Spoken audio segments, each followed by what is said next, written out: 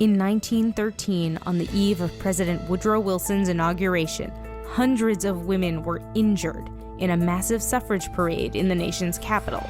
In November of 1917, 33 suffragists were arrested outside the White House. The women were clubbed, beaten, and tortured by prison guards at the Occoquan workhouse.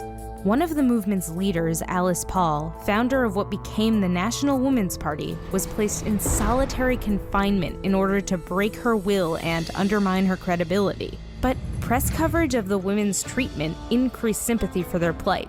And in 1918, Representative Jeanette Rankin, the first woman in Congress, opened congressional debate on a women's suffrage amendment. The resolution failed. In 1918, President Wilson also came out in favor of suffrage, declaring it was needed as a war measure. Wilson argued that women had been providing vital roles during World War I, and that their votes should be counted in order to make the world safe for democracy.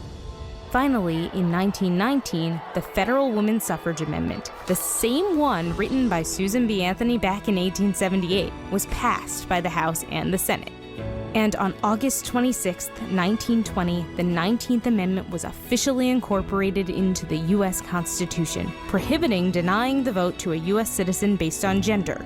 Although states could still deny voting rights based on other things. It would take another 4 years for Native American women and men to get the right to vote, and more than 30 years before major restrictions were lifted on Asian American voting rights.